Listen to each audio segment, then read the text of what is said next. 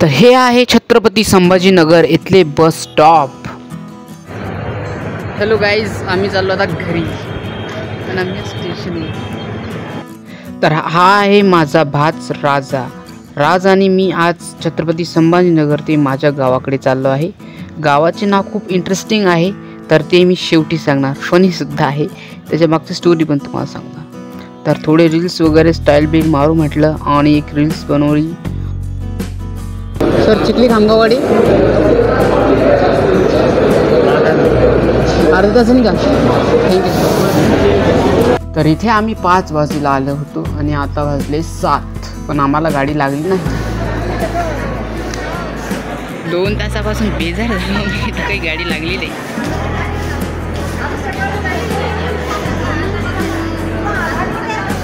Finally 7:30 वाजेपर्यंत आमची बस आली, तर ती चालली आहे अकोल्यामध्ये। तर आपल्याला जायचं आहे चिखली खामगावच्या बीचमध्ये गाव आहे आपलं।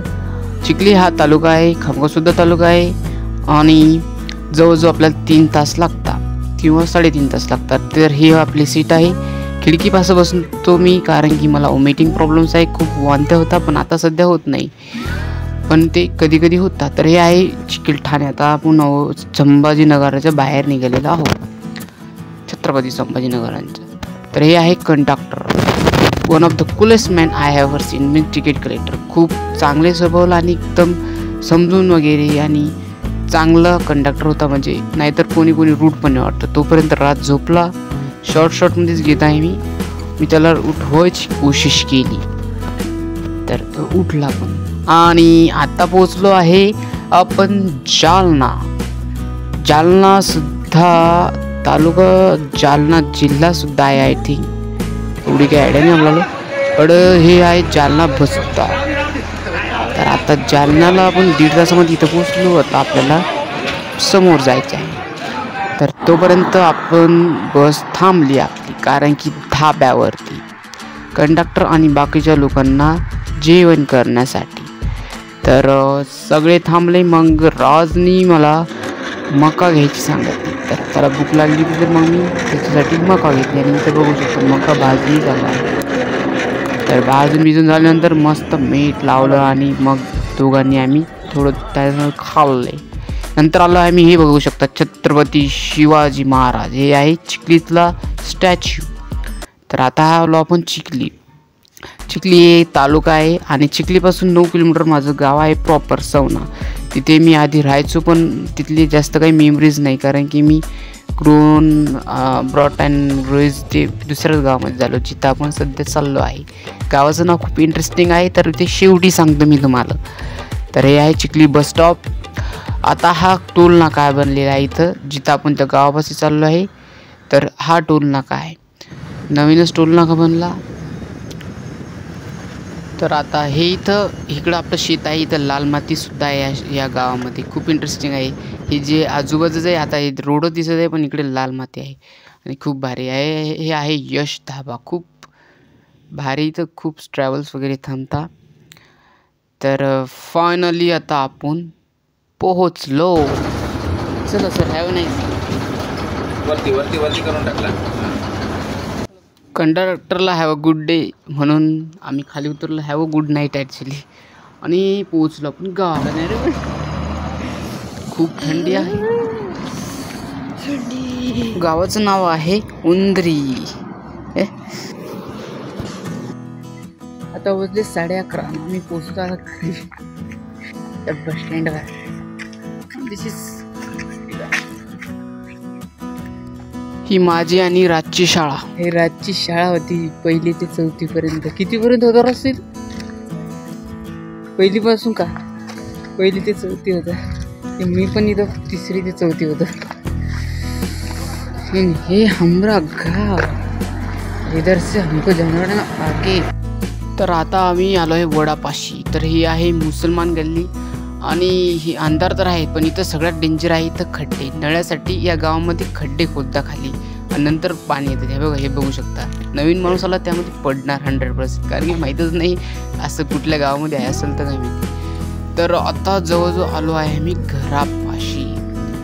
तर ह्याच्यापर्यंत मला आला होता भाऊजीचा कॉल माझ्या दुसऱ्या, आणि त्यामुळं आम्ही फोनवर सुद्धा बोलतो. तर हे आहे आपलं घर. आता पोस्टर्स वगैरे लागलेले आहेत आणि इथनं पासून हे तिन्ही दरवाजे आपले ब्ल्यू कलरमध्ये.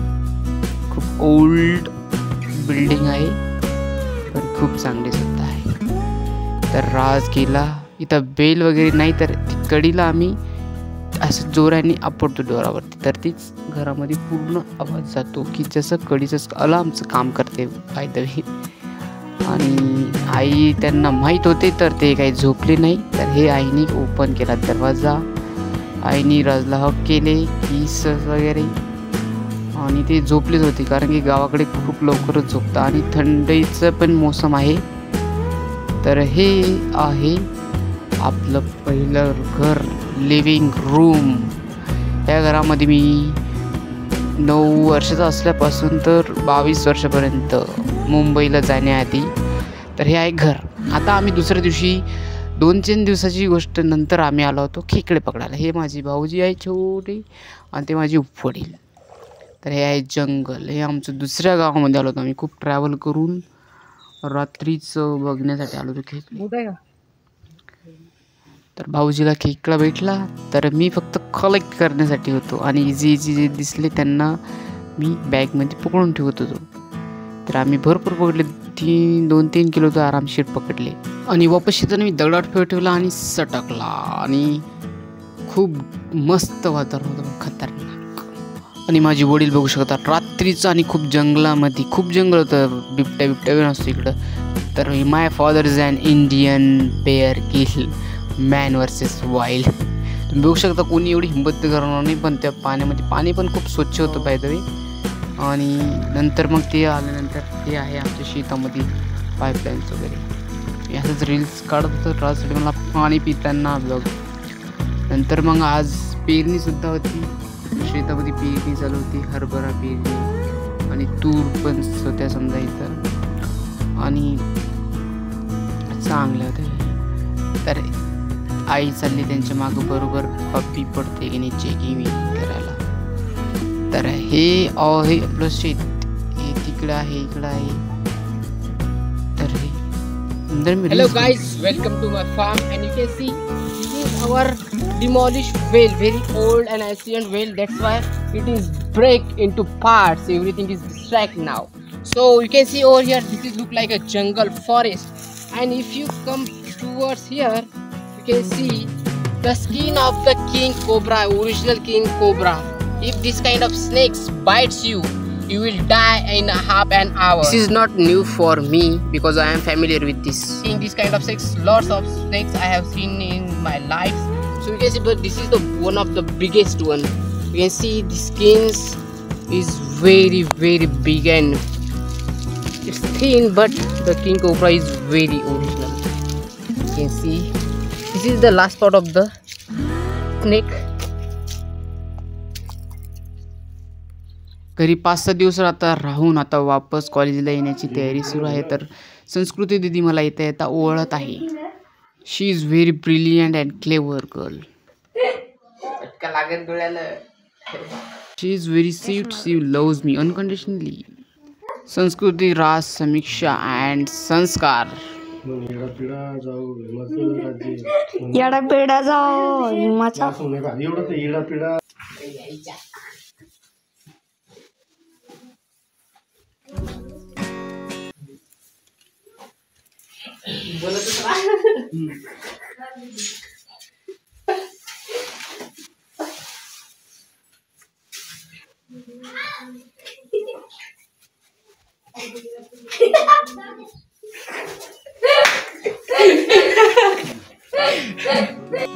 मी आता काहीच नको करू, काहीच नका बोलू.